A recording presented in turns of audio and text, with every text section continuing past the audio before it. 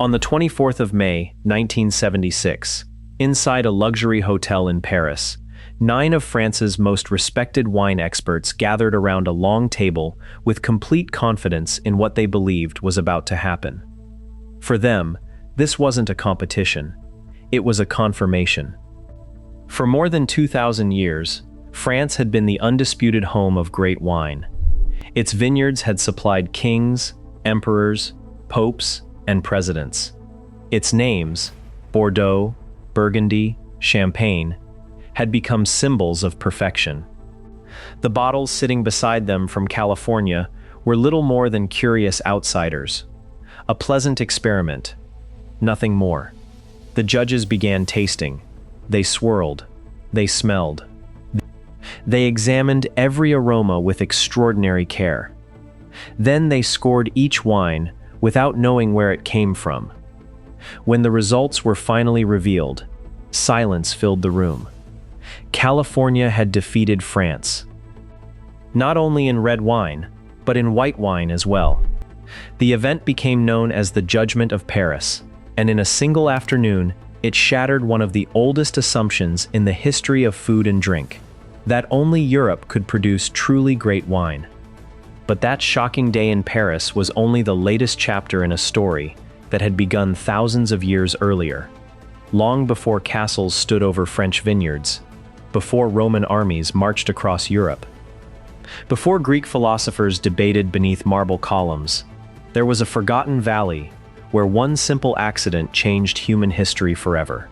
Because wine isn't simply an alcoholic drink, it is one of humanity's oldest inventions. Older than written language, older than recorded history, older than many of the civilizations we admire today. Its story begins around 8,000 years ago in the Caucasus Mountains, in what is now the modern country of Georgia. Archaeologists working in ancient villages uncovered large clay jars buried beneath the floors of prehistoric homes. To most people, they looked ordinary, but laboratory analysis revealed something extraordinary. Tiny traces of tartaric acid remained absorbed inside the pottery. That chemical signature pointed to only one conclusion. These jars had once held fermented grape juice. Wine. The oldest confirmed evidence ever discovered. Imagine those early farmers. Humanity had only recently begun settling into permanent villages. Most families survived by growing grain, raising animals, and gathering wild fruits. Life was uncertain. Harvests failed. Winters were harsh. Then one day, someone collected wild grapes and stored them inside a clay vessel. Perhaps they intended to eat them later. Perhaps they simply forgot about them. Days passed. Then weeks. Natural yeast living on the skins of the grapes quietly began its invisible work. The juice bubbled. Its smell changed. Its sweetness transformed into something entirely new. Instead of spoiled fruit, they discovered a drink unlike anything they had ever experienced. Warm, fragrant, relaxing, almost magical. Without realizing it, they had discovered fermentation, one of the greatest biological processes humanity would ever learn to control. Most discoveries disappear after a single lucky accident. This one did not. Those early people repeated it, improved it, perfected it. Soon they stopped relying only on wild grapevines. They began cultivating them, selecting healthier plants, growing vineyards, passing knowledge from one generation to the next. The buried clay vessels became larger and more sophisticated. Known today as couverts, these enormous egg-shaped containers were sunk deep into the earth. The surrounding soil naturally maintained a cool, stable temperature throughout the year. Inside these underground chambers, crushed grapes fermented slowly and consistently. The skins, seeds, and juice remained together for months, producing wines with remarkable complexity. What makes this even more astonishing is that the same technique survives today. Modern Georgian winemakers still produce wine using buried clay vessels, almost exactly as their ancestors did 8,000 years ago. Few human inventions have remained virtually unchanged for so long. From those mountain valleys, wine slowly began traveling south. Merchants carried grapevines, families migrated, ideas spread. Before long, wine reached the ancient civilizations of Mesopotamia and the Zagros Mountains of present-day Iran. Here, winemakers faced a new challenge. Fresh wine spoiled easily. Without refrigeration, it often turned into vinegar before reaching distant settlements. Their solution was surprisingly clever. They added pine resin. The sticky resin acted as a natural preservative, helping protect the wine during storage and transport. It also gave the drink a distinctive herbal flavor. That ancient innovation still survives today in Greece, where traditional Retsina wine carries the unmistakable taste of pine forests. 5,000 years have passed. Yet one ancient solution continues living inside a modern bottle. Not far away, another remarkable discovery waited beneath the earth. Inside a cave in present-day Armenia, archaeologists uncovered what many consider the world's oldest complete winery. There was a great press, fermentation basins, storage jars, even drinking cups. This wasn't someone casually making wine at home. It was a purpose-built production facility. People had already realized that wine possessed enormous value. Enough value to justify specialized buildings, dedicated equipment, and organized production. Wine was becoming far more than a pleasant drink. It was becoming an industry. As civilization expanded along the Nile River, wine entered one of history's greatest kingdoms, ancient Egypt. Most ordinary Egyptians drank beer. Made from grain, beer was inexpensive, filling, and available almost everywhere. It fueled workers constructing temples and pyramids. Wine, however, belonged to a different world. Growing grapes beneath Egypt's intense desert climate required tremendous effort. Vineyards demanded careful irrigation and skilled labor. The result was expensive, rare, reserved for royalty, priests, and powerful nobles. Wine quickly became a symbol of status. To drink wine announced your position in society before you spoke a single word. Egyptian pharaohs established royal vineyards. Official winemakers supervised production. Clay jars received detailed markings describing the vineyard, harvest year, and quality. In many ways, these became the world's earliest wine labels. Even death could not separate Egypt's rulers from their favorite drink. When archaeologists opened the tomb of Pharaoh Tutankhamun more than 3,000 years later, they discovered sealed wine jars placed beside treasures of gold.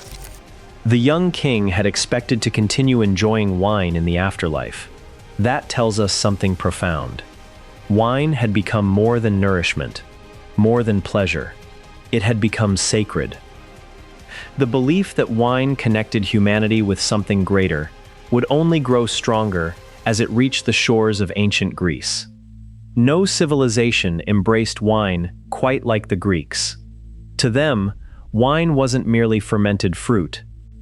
It was a divine gift, a blessing from the gods themselves. They even gave wine its own deity, Dionysus, god of vineyards, celebration, ecstasy, transformation. Festivals honoring Dionysus attracted thousands of worshippers. Music echoed through the hills. People danced. Poets performed. Wine flowed freely. For the Greeks, these celebrations weren't simply parties. They believed wine temporarily lifted ordinary people closer to the divine. Perhaps the greatest Greek invention connected to wine wasn't a drink. It was an idea. The symposium. Today, the word suggests an academic conference. Originally, it meant something quite different. Groups of citizens gathered together to drink wine while discussing philosophy, politics, literature, science, and the nature of human life. Some of Western civilization's greatest ideas were debated over cups of carefully diluted wine. Plato, Aristotle, Socrates. The foundations of philosophy developed in rooms where wine encouraged conversation rather than excess. The Greeks also developed a powerful cultural belief. Wine represented civilization. Beer represented barbarism. To drink wine was to participate in refined society. To drink only beer suggested you belonged beyond the borders of civilization. It was an attitude that shaped European thinking for centuries. Wherever Greek merchants established colonies, vineyards followed. Southern Italy, southern France, the coast of Spain, the grapevines slowly conquered the Mediterranean.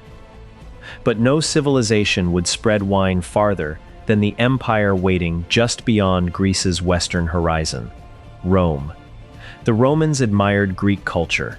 They admired Greek philosophy. And they absolutely adored Greek wine. Yet they transformed wine into something even larger. For wealthy Greeks, wine remained associated with educated elites. For Romans, wine belonged to everyone. Senators drank wine. Soldiers drank wine. Farmers drank wine. Laborers drank wine. Even slaves often received daily wine rations. Quality differed enormously. The wealthy enjoyed beautifully aged vintages. The poor settled for rough, diluted wine. But almost everyone drank it. Every day. Roman engineers built roads stretching across Europe. Merchants followed those roads. Legions marched along them. And everywhere Rome established control, vineyards appeared. The Romans recognized ideal grape-growing landscapes with astonishing accuracy. They planted vineyards across Gaul, now modern France, along the Rhine in Germany, across Spain, Portugal, northern Italy. Many of today's most famous wine regions trace their beginnings directly to Roman expansion 2,000 years ago. When you open a bottle from Bordeaux or Burgundy today, you're continuing a story the Romans helped begin. There was another reason wine became essential throughout the Roman world, one that had little to do with pleasure. Clean drinking water wasn't always safe. Cities grew larger. Waste contaminated wells. Rivers carried disease. Wine offered protection.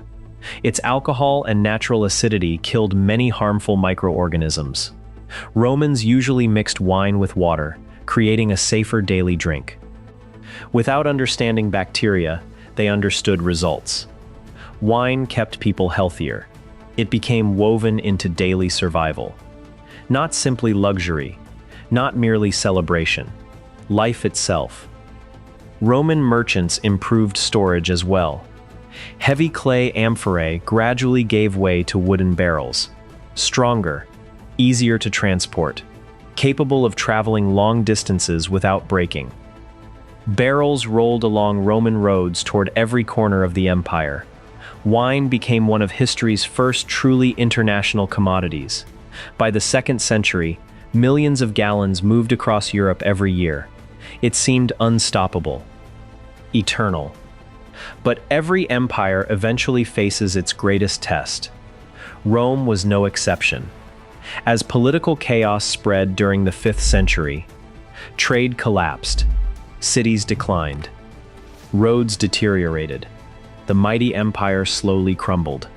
Many traditions disappeared with it. Knowledge vanished. Industries collapsed. Surely something as delicate as winemaking would disappear as well. Yet somehow, wine survived. Not because of emperors, not because of merchants, but because another institution quietly rose from Rome's ruins. One that believed wine wasn't simply valuable. It was absolutely essential. Before we continue, I'd love to hear from you. If you could travel back in time and taste wine from one civilization, which would you choose? Ancient Egypt, Greece, or Rome? Let me know in the comments below. I read every comment, and I'd love to hear your choice. When the Western Roman Empire collapsed in the 5th century, Europe entered one of the most uncertain periods in its history. Cities that had once bustled with trade slowly emptied. Roads fell into disrepair. Merchant networks disappeared. Knowledge that had taken centuries to build was gradually forgotten. For many crafts, the collapse was devastating. Entire industries simply vanished. Wine seemed destined to become another casualty. Growing grapes demanded patience. Making quality wine required experience passed carefully from one generation to the next. Without stability, without organized trade, without wealthy customers, it would have been easy for vineyards across Europe to disappear forever. Yet they didn't. Against all expectations, the vineyards survived.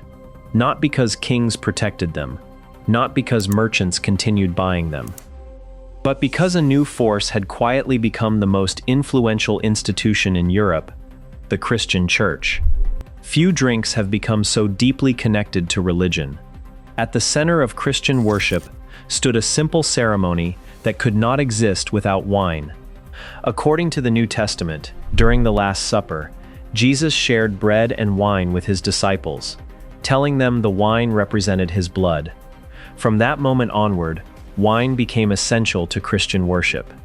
Every church, every monastery, every cathedral needed a dependable supply. Without wine, the Eucharist could not be celebrated. Without the Eucharist, one of Christianity's most sacred traditions could not continue. This simple religious necessity changed the course of wine history forever. As Europe became increasingly Christian, monasteries began planting vineyards wherever grapes could grow. At first, they produced only enough wine for religious ceremonies. But something remarkable happened. The monks became extraordinary winemakers. Monastic life rewarded patience. A monk might spend his entire lifetime working the same vineyard. His successor would continue the work, then another. Knowledge accumulated slowly across generations. Mistakes were recorded. Successful methods were preserved. Unlike many medieval farmers who struggled merely to survive each harvest, monasteries could think decades ahead, sometimes centuries. Among the most influential were the Benedictine monks. Later came the Cistercians. These religious communities transformed vineyards into laboratories. They carefully observed every change. How much sunlight reached each hillside? Which soils drained water more effectively? How different grape varieties responded to weather? They noticed something astonishing. Two vineyards separated by only a few hundred yards could produce dramatically different wines. One hillside created elegant, delicate flavors. Another produced richer, more powerful wines. The difference wasn't luck. It was the land itself. Today, the French call this concept terroir. The unique combination of soil, climate, elevation, sunlight, rainfall, and local environment that shapes the character of wine. Although modern science explains terroir in greater detail, medieval monks were among the first people to truly recognize its importance. Some monastery records became incredibly detailed. They divided vineyards into tiny parcels, each carefully mapped, each producing wine with its own personality. Many of those same vineyard boundaries remain unchanged today. When someone opens an expensive bottle from Burgundy, they may be drinking wine from land first identified by monks nearly 1,000 years ago. That continuity is almost impossible to comprehend. Generation after generation. Choose a voice that resonates with you, and let's begin our creative audio journey together. The monks didn't simply preserve Roman traditions, they improved them. Pruning became more systematic. Harvest timing became more precise. Fermentation methods became increasingly controlled. Storage techniques improved. Wine slowly became clearer, cleaner, more consistent. Without realizing it, these quiet religious communities laid the foundation for modern winemaking. The monastery vineyards also became centers of education. Young monks learned agriculture alongside scripture. They copied manuscripts describing successful harvests. weather patterns, grape diseases, new cultivation techniques. Knowledge survived because someone took the time to write it down. In many ways, Europe's wine heritage owes as much to libraries as it does to vineyards. One famous monk became forever linked with one of the world's most celebrated wines, Dom Pierre Perignon. His name appears on countless bottles today. Many people believe he invented champagne. The truth is more complicated. Sparkling wine already existed before Dom Perignon.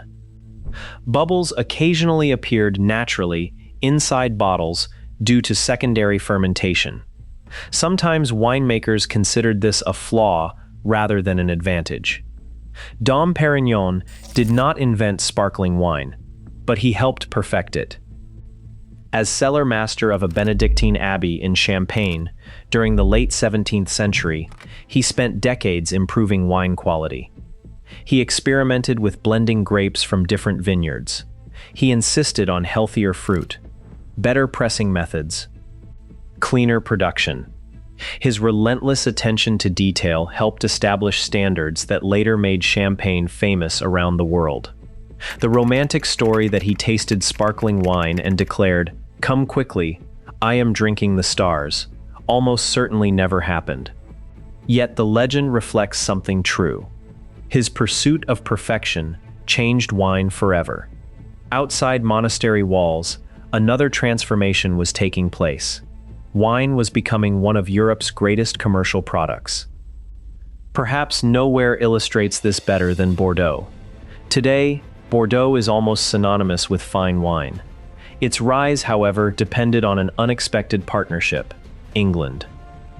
In 1152, Eleanor of Aquitaine married Henry Plantagenet, who soon became King Henry II of England. Through that marriage, the English crown gained control over vast territories in southwestern France, including Bordeaux. Almost overnight, a thriving export industry emerged. The English loved Bordeaux wine. Known then as claret, it crossed the English Channel by the shipload. Merchants grew wealthy. Ports expanded. Entire economies flourished because of wine. For nearly 3 centuries, English demand transformed Bordeaux into one of Europe's richest trading centers. Wine no longer represented only religion or luxury. It became international commerce. Taxes funded governments. Merchant families accumulated enormous fortunes. Ports competed for trade. Political alliances often revolved around vineyard regions. Kings understood something simple: whoever controlled wine often controlled wealth. Throughout the late Middle Ages, vineyards spread farther across Europe. Germany cultivated grapes along the Rhine and Moselle rivers. Spain expanded production across Castile and Rioja. Portugal developed wines along the Douro Valley. Italy refined regional traditions that continue today. Every region gradually discovered its own identity, its own grapes, its own style. Wine was becoming wonderfully diverse. Then came the Renaissance. Exploration expanded European influence around the globe. Ships crossed oceans. Trade exploded. Wine traveled farther than ever before.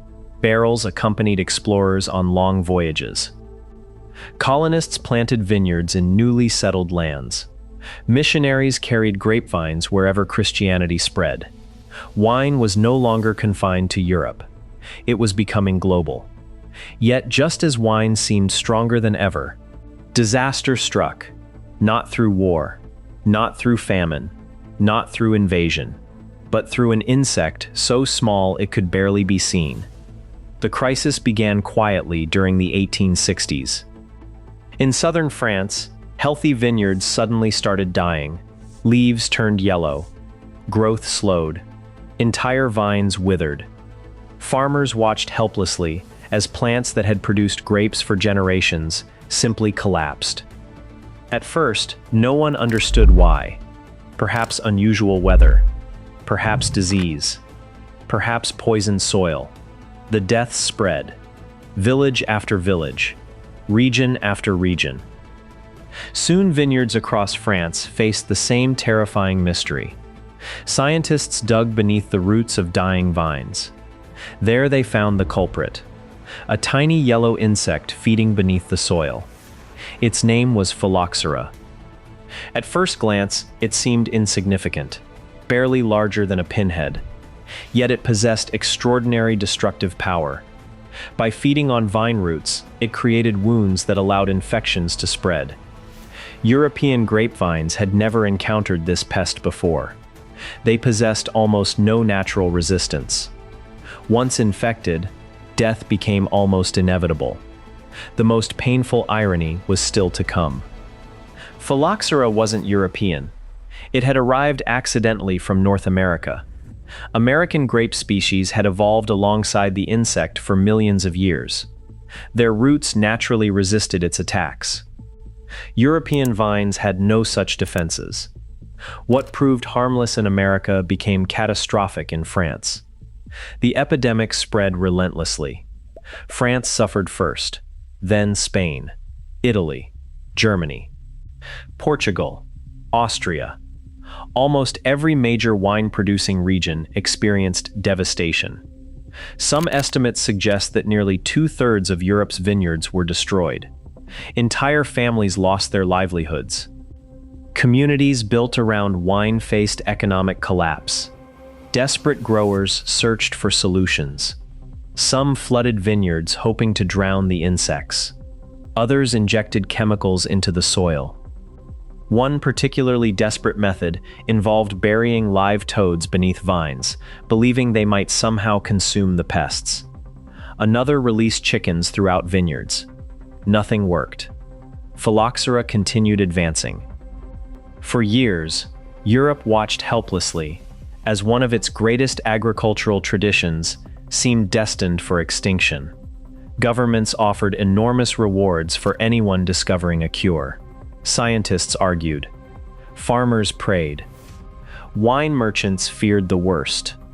Some believed European wine had reached its end. Then salvation arrived from the same continent that had accidentally introduced the disaster, America. Researchers noticed something remarkable. American grapevines survived phylloxera, not because the insect avoided them, because their roots resisted damage. That observation inspired a revolutionary solution. Instead of replacing European grape varieties, why not combine them with American roots? The process became known as grafting. Growers planted resistant American rootstocks beneath the soil.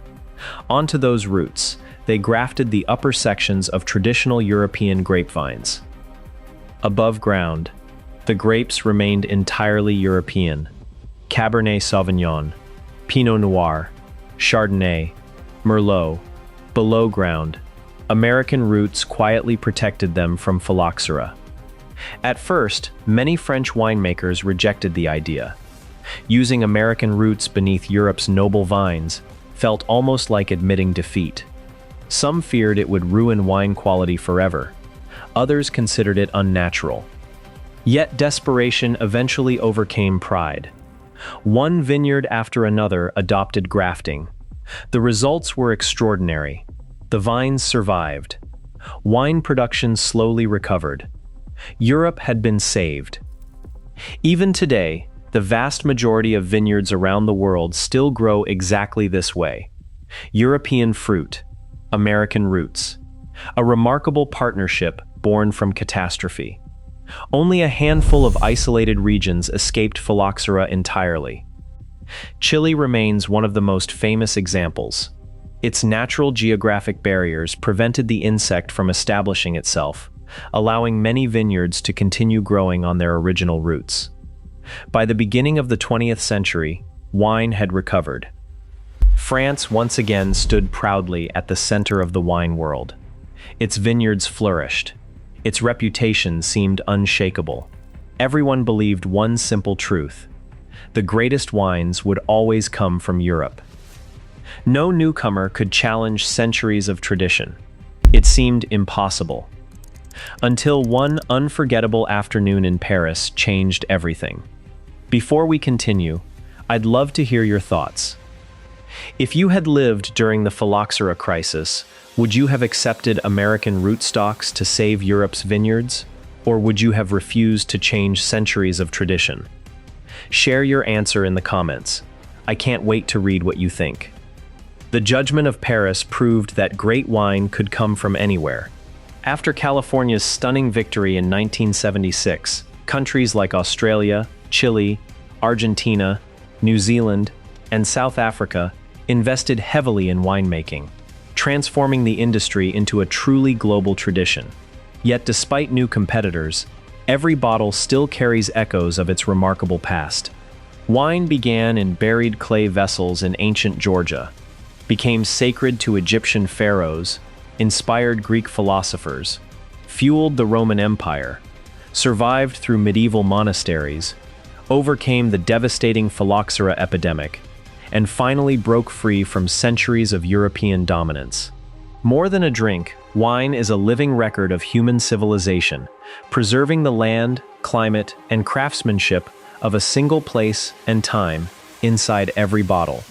The next time you raise a glass, remember that you're holding nearly 8,000 years of history in your hand. I hope you enjoyed this incredible journey through the history of wine. If you did, let me know in the comments, which chapter of wine's story surprised you the most?